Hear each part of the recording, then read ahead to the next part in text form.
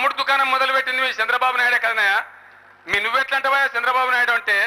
చంద్రబాబు నాయుడు అంటాడు, నేను కూడా కొంత అమ్మినా కానీ నేను కిటికీల మందమే తెరిచిన, వీళ్ళు దర్వాజాలు తెరిచింది అంటాడు. దొందే. వీడైనా మనకు సబ్బు పెట్టాడే, వాడైనా మనకు సబ్బు పెట్టాడే. వాళ్ళ మనసు అటు గుంస్తుంది, మన దిక్కు ఎందుకు గుంస్తుంది? మన సైడ్కి ఎందుకు వస్తుంది? రాదు, ఏది రాదు.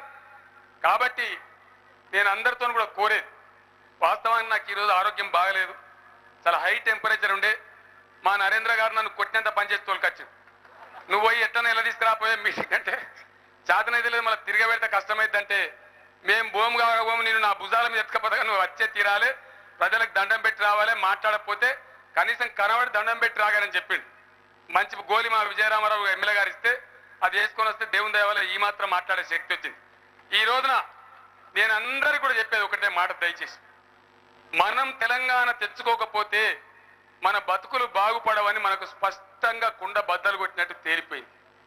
తెలుగుదేశమైనా కాంగ్రెస్ అయినా ఎవరైనా మనకు మేలు చెయ్యరు, మన సాగు బతుకులు పట్టించుకోరు, మన కష్ట సుఖాలు పట్టించుకోరు అనేది తేట తెల్లంగా. కొద్దిగా కూర్చోవాలి తమ్ముడు ప్లీజ్. మనం ఎవరైనా తీర్మానాలు చేసేది మీరు కూర్చొని దయచేసి ప్లీజ్. మీరు 10 మంది లేదు సభ ఖరాబు చేయదు, దయచేసి కూర్చోండి. 2-3 తీర్మానాలు ఇంపార్టెంట్ చేసేది మనం, అది చేసినాక ముగించుదాం. మనం బాగుపడే ప్రశ్న లేనే లేదు. ప్రాజెక్టుల ద్వారా మనకు నీళ్ళు ఇవ్వరు, మన రైతులకు కరెంట్ ఇవ్వరు, మన ఆకలి చావులు పట్టించుకోరు, మన వలసలు పట్టించుకోరు, మన పంటలు అనేది పట్టించుకోరు. ఈ విధంగా నల్లగొండ జిల్లాలో ఉన్నది, మా సీడీలో ఉన్నది, ముషంపల్లి అని ఒక ఊరున్నది.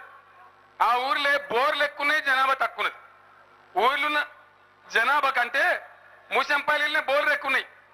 ఒక్కటే ఊళ్ళే 6000 బోర్లు వేసింది. బైరా రామరెడ్డి అని ఒక రైతు ఒక్కడే 56 బోర్లు వేసిండు. ఇదే నల్లగొండ జిల్లాలో ముషంపల్లి విలేజ్. ఇది మాకు అభివృద్ధి? దీన్ని మేము అభివృద్ధి అనుకోవన్నా? అందువల్ల ఈ ఫ్లోరైడ్ బాధలు పోవాలన్నా, సాగునీరు రావాలన్నా, మన విద్యా ఉద్యోగ ఉపాధి అవకాశాలు మనకే దక్కాలన్నా, మనం గౌరవంగా బతకాలన్నా, అందరం కడుపు నిండా ఇంత పెరుగన్నం తిని కంటి నిండా నిద్రపోయే ప్రశాంత తెలంగాణ కావాలంటే అది తెలంగాణ రాష్ట్రంలో మాత్రమే సాధ్యం. इस जलसे में जो भी हमारे मुसलमान भाई शामिल है, मैं आप तमाम को सलाम करता हूं और आपसे गुजारिश करता हूं, मैं वतन का बेटा हूं, आपका बेटा हूं, तेलंगाना मट्टी का बेटा हूं, इसीलिए आपसे मदद मांगने का मुझे हक है. आप तेलंगाना मूवमेंट को आगे बढ़ाइए, आगे चलाइए, तेलंगाना मूवमेंट का ताउन कीजिए. आज तेलंगाना तहरीक